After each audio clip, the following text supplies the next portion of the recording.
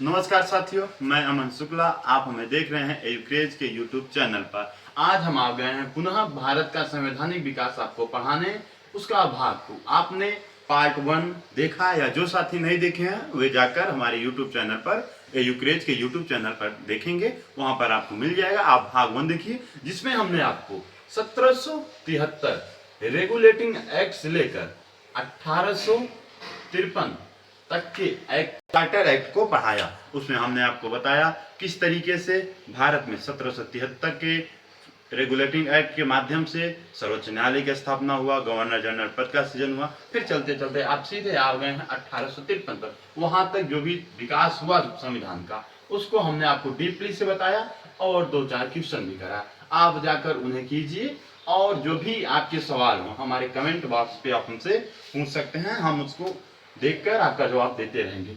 अब हमारे पास आता है 1858 से लेकर 1947 के अधिनियम एक्ट। अब ये क्या विशेष प्रावधान लेकर आते हैं, इस पर हम चर्चा करते हैं। देखिए, इनका महत्व ये है कि 1853 तक के जो भी हमारे अधिनियम चार्टर एक्ट आए उसमें कार्य होता गया, लेकिन कंपनी के कार्यों में कोई विशेष सुधार नहीं आया। भ्रष्टाचार अपने सीमा पर हो गया और भारत के लोग भी धीरे धीरे रुष्ट होते चले गए, क्रोधित होते चले गए। तो 1857 भारत में बहुत माने रखता है यह सन। इसी सन में आपने देखा एक क्रांति हो गई, जिसे प्रथम स्वतंत्रता संग्राम कहा जाता है। भारत में पहली बार मंगल पांडे ने इसकी शुरुआत की। झांसी की रानी, तात्या टोपे और तमाम भारत के जो भी क्रांतिकारी थे, जो भी स्वाभिमानी थे, जो भी देशभक्त थे, सभी ने लड़ाई लड़ी। लेकिन यह लड़ाई कहीं न कहीं भारतीयों के लिए किसी न कारण से उनके हार और पराजय का कारण बना। फिर भी भारतीयों ने अपनी लड़ाई लड़ी, तब जाकर इस पूरे भाग दौड़ को देखते हुए, इस विद्रोह को देखते हुए ब्रिटिश संसद ने पूरा कार्यभार अपने हाथों में ले लिया। इसके पहले क्या होता था, भाग 1 में हमने आपको बताया, कानून तो ब्रिटिश संसद बनाता था, लेकिन उसको लागू कौन कराता था, तो ईस्ट इंडिया कंपनी। लेकिन अब कानून भी ब्रिटिश संसद बनाएगा।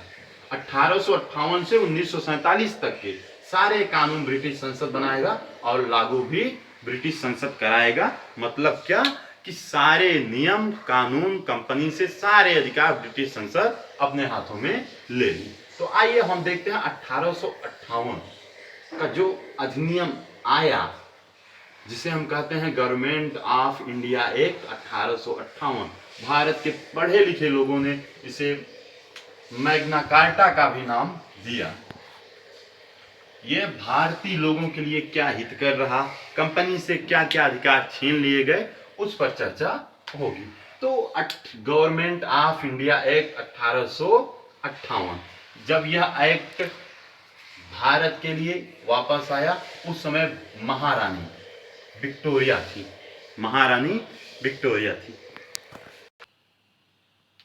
गवर्नमेंट ऑफ इंडिया एक्ट जब भारत में आया, तो उसमें भारत में 2 संस्थाएं काम करती थी। एक COD कोर्ट ऑफ डायरेक्टरेट, दूसरा BOC बोर्ड ऑफ कंट्रोल। यह दोनों सभाएं गवर्नमेंट ऑफ इंडिया एक्ट 1858 के तहत समाप्त कर दी गई। अब इनकी सारी के सारे जो अधिकार थे, इनके पूरे अधिकारों को भारत के सचिव को दे दिए गए। अब भारत का सचिव कौन होता था, भारत का सचिव पहले से ही ब्रिटिश संसद का सदस्य होता था। भारत का सचिव वही बनेगा जो ब्रिटिश संसद का सदस्य होगा। अब भारत सचिव के साथ एक परिषद की सदस्य संख्या बनाई गई, जिसमें 15 सदस्य होते थे। उसके 8 सदस्यों का तो चुनाव भारत ब्रिटिश संसद से होता था और 7 सदस्यों का चुनाव भारत सचिव करता था। ये पूरे, और इनमें सदस्य भारत सचिव वही बन सकता था जो पहले से ही भारत में कम से कम 10 वर्षों तक भारत में कार्य कर चुका हो, रह चुका हो, या फिर रहने के बाद 10 वर्षों तक बाहर के देशों में ना रहा हो, वही भारत में भारत सचिव बन सकता है। तो ये बात रही पहला चीज। BOC COD board of control, court of directorate, इन दोनों संस्थाओं को Bharat government of India act के तहत खत्म कर दिया गया। अब दूसरी बात क्या आती है इसमें, हमने देखा कि कंपनी के सारे अधिकार ईस्ट इंडिया कंपनी के सारे अधिकार ब्रिटिश ताज के हवाले कर दिया गया। मतलब कंपनी के सारे अधिकार को ईस्ट इंडिया कंपनी से छीनकर ब्रिटिश संसद को दे दिए गए। तो अब भारत के लोगों ने इसका बड़ा व्यापक विरोध भी किया था। और यह कहाँ पढ़ा गया था, तो आप देखेंगे यह इलाहाबाद में इसका पूरा प्रदर्शनी लगाया गया था और तमाम प्रावधान इसमें किए गए थे। 1858 में ऐसा कोई भी विशेष प्रावधान नहीं है। हाँ, 1858 को हमने बताया भारत के पढ़े लिखे लोगों ने, वकीलों ने या समृद्ध जन ने भारत का मैग्ना कार्टा कहा। और महारानी विक्टोरिया 1858 के समय ब्रिटिश की महारानी थी, तो उनके हस्ताक्षर पे 2 अगस्त 1858 के पास हुआ था और फिर उसके बाद यह भारत में पढ़ा गया था इलाहाबाद में। बस गवर्नमेंट ऑफ इंडिया एक्ट में केवल आपको इतना ही जानना है विशेष। इंडियन काउंसिल एक्ट हमने आपको बता दिया। गवर्नमेंट ऑफ इंडिया एक्ट में 1858 में अब गवर्नर जनरल को वायसराय भी कहा जाने लगा। देखिए, हमने आपको बताया कि किस तरीके से 1858 की जो एक्ट आया था अंग्रेज ईस्ट इंडिया कंपनी से, उसके सारे अधिकार छीनकर ब्रिटिश संसद को, ब्रिटिश ताज को दे दिया गया। अब उसके बाद आते हैं इंडियन काउंसिल एक्ट 1861। यह भारत में पहली बार संवैधानिक सूत्रपात किया। अब इसके महत्व को आप समझने का प्रयास कीजिएगा। इंडियन काउंसिल एक्ट 1861 सहयोग नीति, जिसे कहते हैं उदारीकरण नीति, पहली बार 1861 के तहत लाया गया। अब सहयोग नीति के तहत क्या किया गया कि भारतीयों को शासन में भागीदार बनाया गया, प्रतिभाग करने का अवसर दिया गया। इंडियन काउंसिल एक्ट 1861 याद रखिएगा, पहले आया था 1857 की क्रांति के बाद जब युद्ध हुआ, तो उसके बाद आया गवर्नमेंट ऑफ इंडिया एक्ट 1858 में। फिर 1858 में थोड़े बहुत विशेष प्रावधान हुए, लेकिन सुधार इन्होंने तुरंत किया। 1861 में फिर उन्होंने एक एक्ट लाया जिसे इंडियन काउंसिल एक्ट कहते हैं। इंडियन काउंसिल एक्ट के तहत इन्होंने विशेष प्रावधान किए, क्योंकि जन आक्रोश था, जनता रुष्ट थी, क्रोधित थी, तो उन्होंने क्या किया कि सहयोग नीति लाया। 1861 में सहयोग नीति लाया, जो 1858 में न ला सके, उसके सुधार के तहत अब इन्होंने क्या किया कि भारतीयों को भी, इंडियन को भी राजनीति में, शासन में, प्रशासन में प्रतिभाग करने के लिए रास्ते खोल दिए, जिसे कहते हैं सहयोग नीति, उदारी नीति। अब 1861 के प्रावधान में जो गवर्नर जनरल था, अर्थात जिसे अब 1858 के बाद से वायसराय भी कहा जाने लगा, उसे नए राज्य का, नए प्रांतों का निर्माण करना तथा नए प्रांतों के लेफ्टिनेंट को, गवर्नर को नियुक्त करने की भी शक्ति दी गई।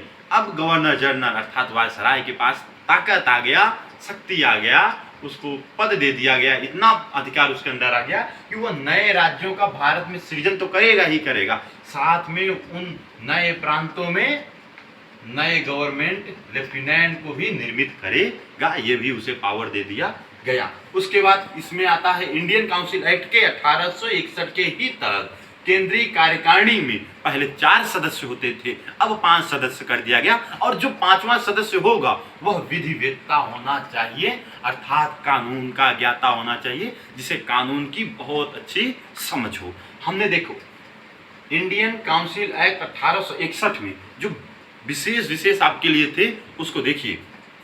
पहला तो यही आया, यह संविधान का सूत्रपात करता है यहीं से, मतलब 1858 का जो एक्ट आया उससे लोग इतने खुश नहीं थे, वह केवल लोगों के लिए एक खुश करने के लिए, ताकि वो आक्रोश किसी तरह 1857 के आक्रोश को दबाने में सहयोग करे। 1861 में सुधार इनको लगा कि अगर हम इंडियन को थोड़ा लालच प्रलोभन नहीं देंगे, ये भारतीय शांत होने वाले नहीं है, तो इन्होंने क्या किया, सहयोग नीति लाया। सहयोग नीति अर्थात उदारीकरण नीति, उदारीकरण नीति के ही तहत इन्होंने क्या किया, भारतीयों को शासन में प्रतिभाग करने का रास्ता खोल दिया। अब उन्होंने क्या किया कि गवर्नर जनरल को यह पावर दे दिया, वायसराय को, कि भाई आप नए प्रांतों का निर्माण भी करिए और उन प्रांतों के गवर्नर जनरल अर्थात लेफ्टिनेंट को भी नियुक्त करने की इनको शक्ति दे दी गई। साथ में ही इंडियन काउंसिल एक्ट के तहत जो केंद्रीय कार्यकारिणी थी, पहले उसके 4 सदस्य होते थे, अब उसके 5 सदस्य कर दिए गए, 1 सदस्य बढ़ा दिया गया, 4 + 1 5 सदस्य कर दिया गया, और जो 5वां सदस्य था वह विधिवेत्ता कानून का ज्ञाता होना चाहिए। इंडियन काउंसिल एक्ट 1861 में जो भी प्रावधान लाए गए, नए सुधार किए गए, उससे भी भारतीय संतुष्ट नहीं थे। और आपने देखा इसी बीच 1885 में H.O. ह्यूम द्वारा कांग्रेस की स्थापना हो गई। वह कांग्रेस की स्थापना के सदस्यों ने मांग किया कि भाई हमको और अतिरिक्त सदस्य दीजिए। अब ऐसा समझिए ना, अगर आपके घर में कोई पहले से आकर कब्जा किया है और आपके लिए एक संस्था बना दे और उसमें कुछ लोग एकत्रित हो जाए, तो आप मांग करेंगे भाई हमारा घर है तो हमारे घर में 2-4 सदस्यों को और रहने की अनुमति दी जाए। बस उनका मांग यही था कि जो भारतीय केंद्रीय व्यवस्थापिका है उसमें सदस्यों की संख्या बढ़ाई जाए। और उसी समय इलबर्ट विवाद भी हुआ था। इलबर्ट विवाद व कांग्रेस की स्थापना उसके सदस्यों द्वारा मांग की गई, सरकार पर दबाव डाला गया कि भाई हमारे लिए और सदस्यों का चुनाव करिए, हमारे लिए केंद्रीय व्यवस्थापिका में और रास्ते खोलिए, शासन प्रशासन में प्रतिभाग करने के लिए हमें और अवसर दीजिए। तो भाई उनकी मांग क्या थी और इसके तहत प्रावधान क्या किया गया? 1900 फिर लाया गया इंडियन काउंसिल एक्ट। 1861 की इंडियन काउंसिल एक्ट से रुष्ट भारतीयों को संतुष्ट करने के लिए इंडियन काउंसिल एक्ट 1892 लाया गया।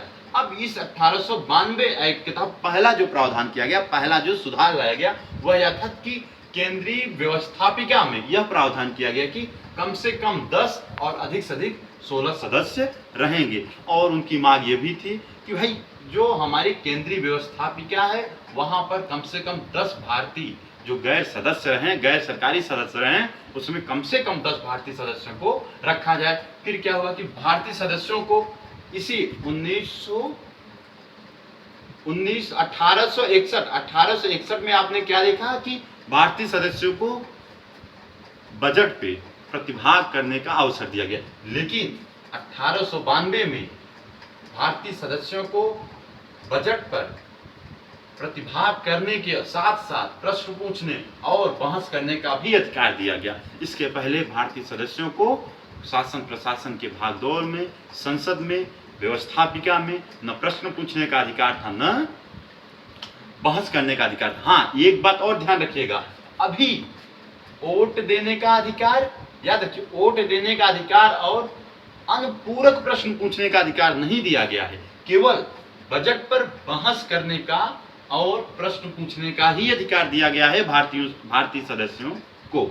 अब इसमें और भी ज्यादा जो हमारे प्रावधान आते हैं, चलने जाता है। फिर Madras presidency, Bengal presidency, Punjab presidency, इन सभी के लिए, और इस तरफ आ जाता है उत्तर प्रांत प्रेसिडेंसी। इनके भी गठन में थोड़े बहुत कार्यविधि को ये देखते हैं और ऐसे ये प्रोसेस चलता जाता है। अभी भी खास मामलों में यह भारतीयों को संतुष्ट नहीं कर पाया है। भारतीय इंडियन काउंसिल एक्ट 1892 के भी एक्ट से संतुष्ट नहीं है। इनकी मांगे और भी जाएंगी, जो आएगी भारत परिषद अधिनियम 1909। और यह 1909 भारत परिषद अधिनियम 1909 भारत के लिए बहुत घातक भी सिद्ध होता है, क्योंकि यही भारत में सांप्रदायिक चुनाव को प्रवेश दिलाता है। यही भारत के लोगों में बहुत बड़े विभाजन का जन्म करता है, जिसका खामियाजा, जिसका भुगतान आज भी भारत भोग रहा है। हिंदू मुस्लिम दंगे, हिंदू मुस्लिम विभाजन, भारत पाकिस्तान विभाजन, भारत बंगाल विभाजन के रूप में।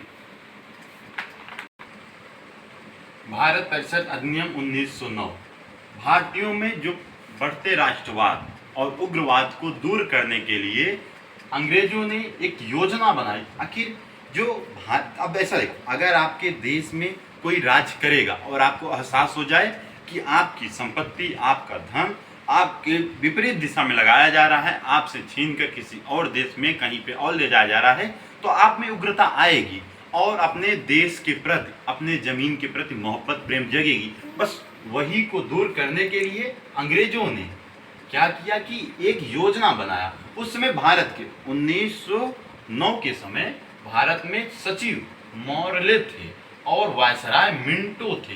तो जो भारत परिषद अधिनियम 1909 आया, उसे एक नाम से और जाना जाता है, दोनों का नाम संयुक्त कर दो, मार्ले प्लस मिंटो अधिनियम, मार्ले प्लस मिंटो सुधार अधिनियम। अब इन दोनों ने एक बहुत गहरी साजिश खेली। आपको एक लेख मिलने को आएगा, मार्ले ने मिंटो को एक में लिखा, अब हम लोग ये जो सांप्रदायिक चुनाव का प्रावधान करने जा रहे हैं, यह ऐसा हम लोग सांप को जहर पिला रहे हैं, दूध पिला रहे हैं, पाल रहे हैं, इसके फन से पूरा भारत नष्ट हो जाएगा, तहस नहस हो जाएगा। यही हुआ। अब इन लोगों ने क्या किया कि भारत में मुसलमानों के लिए अलग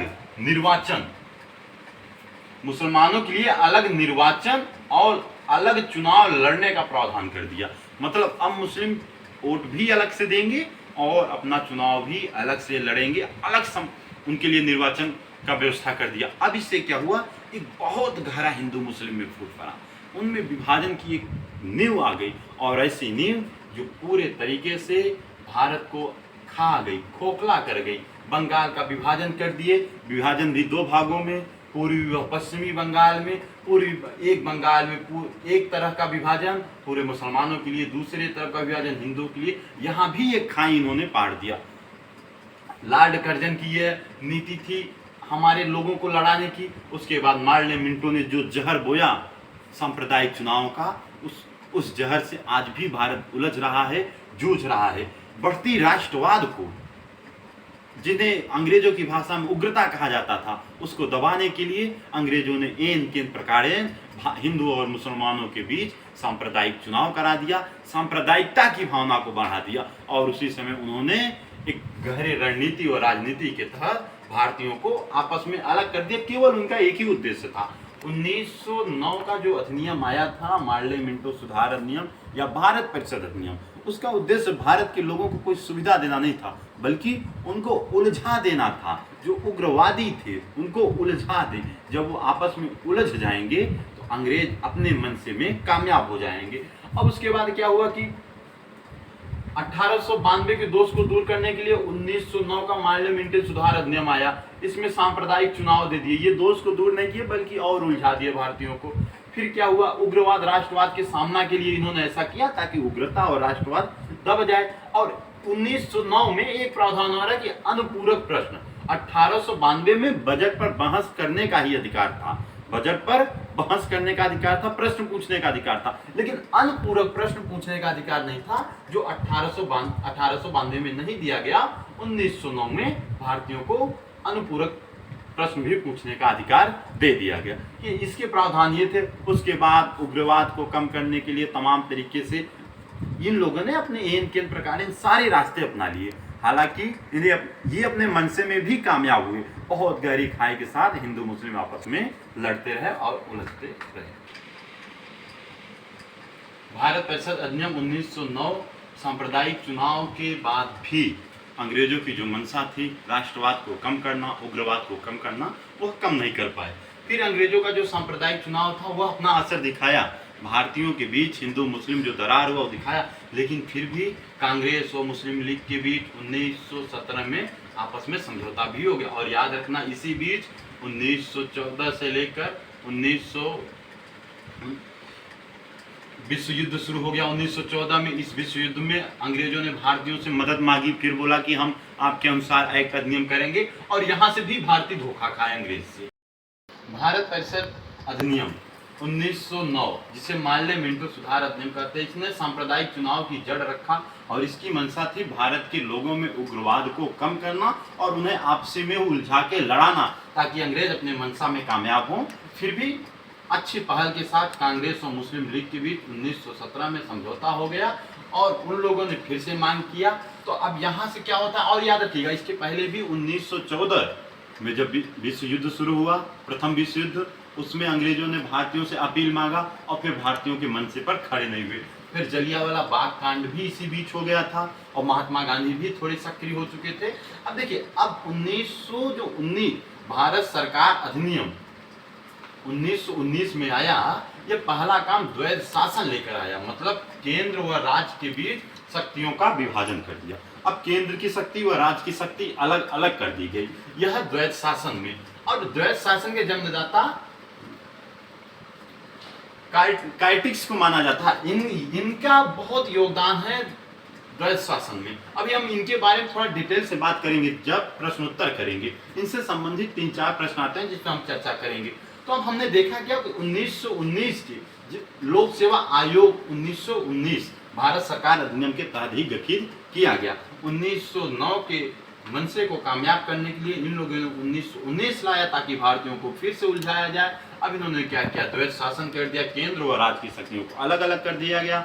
लोक सेवा आयोग की आपसे प्रश्न पूछा जाएगा, लोक सेवा आयोग का गठन कब किया गया, तो 1919 में किया गया। उसके बाद द्वैत शासन की स्थापना भारत में कब हुई, द्वैत शासन कब से प्रारंभ हुआ, तो भारत में द्वैत शासन 1919 भारत सरकार अधिनियम, जिसमें केंद्र और राज्य की शक्तियों को अलग अलग कर दिया गया। अब फिर उसी बीच आप, ये इतिहास का प्रश्न है लेकिन पॉलिटिकल साइंस में पूछा जा सकता है, 1917 में कांग्रेस और मुस्लिम लीग के बीच समझौता हो गया। उस समझौते के कारण इन लोगों ने फिर सामूहिक रूप से अंग्रेजों में दबाव डाला। तो अब 10 वर्ष बाद इस आपूर्ति को, इसको दूर करने के लिए 1935 में फिर इसके बीच तमाम दबाव आंदोलन होते रहे, असहयोग आंदोलन, सविनय अवज्ञा आंदोलन, ये सारे आंदोलन गुजरते गए इस रास्ते से, भारतीय क्रांतिकारी भी उग्र होते गए। फिर तमाम मांगों के बाद भारत सरकार अधिनियम 1935 आया, जो वर्तमान संविधान का अधिकांशतः भाग थे। तो 1935 भारत सरकार अधिनियम आया। इस गोल में सम्मेलन, तीनों गोल में सम्मेलन हुए जहां पर इसके बारे में चर्चा हुआ। तमाम माध्यम से होते हुए महात्मा गांधी, भीमराव अंबेडकर, तब उस समय तमाम लोग सक्रिय हो गए थे। उन सभी के मांगों के बाद भारत सरकार अधिनियम 1935 आया, जो भारतीयों के लिए एक और रास्ता लेकर आया। हालांकि यह भी केवल भारतीयों को उलझाने के लिए और असंतुष्ट करने के लिए था। उस इतने सारी चर्चाओं के बाद 1935 जो आएगा, ये पूछा जाता है कौन सा अधिनियम प्रस्ताव विहीन था, तो 1935 का अधिनियम प्रस्ताव विहीन था, क्योंकि 1919 भारत सरकार अधिनियम को ही, उसके ही प्रस्ताव को 1935 के प्रस्ताव से जोड़ दिया गया था। तो आपसे प्रश्न पूछा जाता है कौन सा अधिनियम प्रस्ताव विहीन था, तो किस अधिनियम का प्रस्ताव नहीं था, वह था 1935। अब 1935 के अधिनियम के ही द्वारा तमाम रास्ते खोले गए, जिसमें प्रांतीय विभाजन किया गया, सत्ता हस्तांतर किया गया, भारतीयों के लोगों के लिए उनके अलग अलग कार्यविधि प्रशासन को नियुक्त किया गया। अब 1935 से हमें लगता है सर्वाधिक सवाल पूछे जाते हैं, उस सवाल पे हम चर्चा करेंगे। यह था 1858 से लेकर 1935 तक की यात्रा। अब इसके बाद जो हम चर्चा करेंगे क्रिप्स मिशन पर और संविधान सभा की बैठक जो हुई उस पर चर्चा करेंगे, क्या छोटे छोटे आए उसमें, फिर शिमला समझौता भी थोड़ा चर्चा में ले लेंगे। इतनी यात्रा चली है केवल और केवल भारत के संविधान की।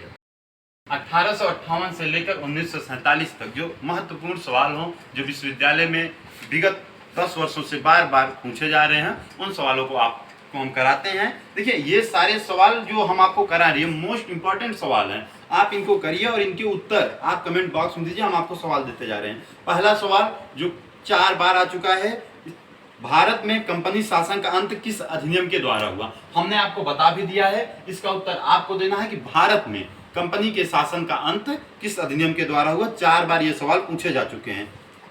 दूसरा, शासन संचालन की शक्ति किसमें निहित थी? इसका उत्तर मैं बता दे रहा हूं, भारत मंत्री एवं 15 सदस्यीय भारत सभा में निहित थी संचालन शक्ति।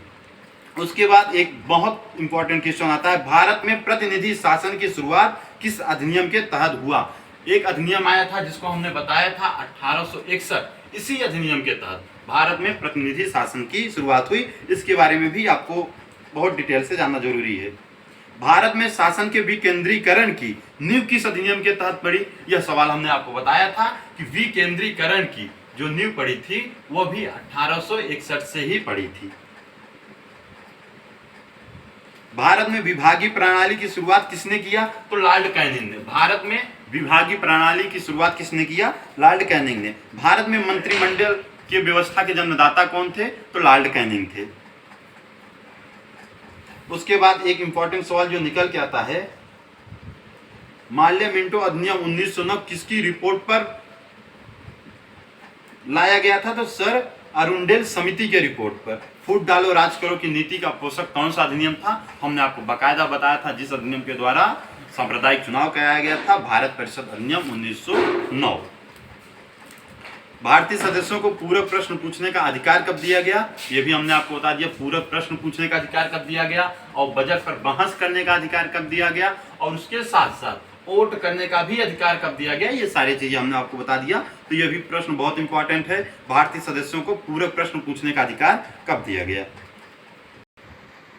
केंद्र में द्विसदनीय व्यवस्था किस अधिनियम के द्वारा लाया गया, हमने बताया था भारत शासन अधिनियम 1919 द्वारा केंद्र में द्विसदनीय व्यवस्था को लाया गया था। उसके बाद एक इंपॉर्टेंट क्वेश्चन और आता है जिसे हमने बताया था, सर्वप्रथम अपनी पुस्तक डायरकी में द्वैध शासन व्यवस्था का वर्णन किसने किया। तो अब ये सवाल आता है, इस पे थोड़ा हम डिटेल्स आपसे बात कर लें। डायरकी पुस्तक के लेखक कौन थे और इसमें द्वैध शासन की शुरुआत और जनक किसे माना जाता था, तो लियोनिल काइटिस डायरकी पुस्तक के लेखक थे। इसी पुस्तक में उन्होंने द्वैध शासन के बारे में वर्णन किया और इन्हें ही द्वैध शासन का जन्मदाता माना जाता है। लियोनिल काइटिस को द्वैध शासन का जन्मदाता माना जाता है। उसके बाद जो अगला सवाल आता है, प्रांतों में द्वैध शासन प्रणाली किस एक्ट के द्वारा खत्म किया गया। देखिए, द्वैध शासन 1919 के द्वारा शुरू किया गया और किस अधिनियम द्वारा खत्म किया गया, तो 1935 भारत शासन अधिनियम द्वारा द्वैध शासन को खत्म किया गया। द्वैध शासन प्रणाली की असफलता की जांच समिति का अध्यक्ष कौन था, तो इसके भी एक मूडी मैन थे। इन्होंने ही द्वैध शासन की असफलता की जो प्रणाली थी उसकी जांच किया था, इन्होंने उसे असफल पाया तो उन्होंने उसे हटा दिया। ब्रिटिश भारत में महिलाओं को सर्वप्रथम मताधिकार का अधिकार कब मिला। ब्रिटिश भारत अर्थात अपने भारत देश में जब ब्रिटिश शासन था तो महिलाओं को वोट करने का अधिकार कब दिया गया, तो यह था 1919 भारत शासन अधिनियम के तहत ही ब्रिटिश शासन में महिलाओं को वोट करने का अधिकार दिया गया। अब और जो इंपॉर्टेंट सवाल निकल के आते हैं वो ये हैं, भारत शासन अधिनियम 1935 द्वारा प्रांतों में किस प्रकार की शासन व्यवस्था स्थापित की गई। स्वायत्त शासन व्यवस्था 1935 में भारत शासन अधिनियम द्वारा स्वायत्त शासन व्यवस्था की शुरुआत की गई। संघीय न्यायालय की स्थापना किस अधिनियम द्वारा की गई, भारत शासन अधिनियम 1935 द्वारा। संघीय न्यायालय की स्थापना भारत शासन अधिनियम 1935 द्वारा की गई। 1935 के अधिनियम के बारे में किसने कहा था, यह अनेक ब्रेकों वाली इंजन रहित गाड़ी है, तो जवाहरलाल नेहरू ने कहा था। कभी कभी किसी के कथन भी पूछ लिए जाते हैं कि 1935 के भारत शासन अधिनियम को किसने कहा था, यह अनेक ब्रेकों वाली इंजन रहित गाड़ी है, तो उसे पंडित जवाहरलाल नेहरू ने कहा था। और इसमें जो इंपॉर्टेंट सवाल आ सकते हैं हमने आपके लिए लाए हैं। 1935 तक दो इंपॉर्टेंट सवाल और आते हैं, इन्हें आप देखिए।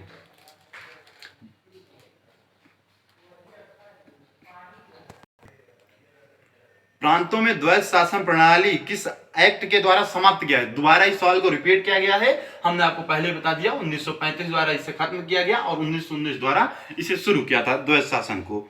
सांप्रदायिक आधार पर निर्वाचन प्रणाली को सिखों, ईसाइयों तथा आंग्ल भारतीयों पर कब लागू किया गया। देखिए, पहले यह मुसलमानों पर लागू किया गया था, उसके बाद 1919 में सांप्रदायिक चुनाव वाला ईसाई, सिखों और बुद्धों पर भी लागू कर दिया गया। एक सवाल और है, यह भी आपके लिए उपयोगी है। प्रांतों में उत्तरदायी एवं द्वैध शासन की स्थापना कभी। उत्तरदायी मतलब जो उत्तरदायी हो, और द्वैध शासन की स्थापना तो वो भी 1919 में था। ये केवल 1858 से लेकर 1947 तक इंपॉर्टेंट सवाल हमने आपके लिए चूज किए। अब आप लोग पढ़िए, हम लोग भी आपके लिए मेहनत कर रहे हैं, अच्छे अच्छे क्वेश्चन आपके लिए खोज कर ला रहे हैं। आप लोग भी अच्छे से मेहनत करिए। जो भी सवाल हो, जो भी त्रुटियां हो, उन्हें आप कमेंट बॉक्स में बताइए, उसमें सुधार किया जाए और आपके लिए अच्छे अच्छे सवाल लाएं, ताकि आप सभी लोग, कम से कम जो लोग भी जुड़े हों, अधिकांशतः लोगों का विश्वविद्यालय प्रवेश परीक्षा में एडमिशन हो जाए।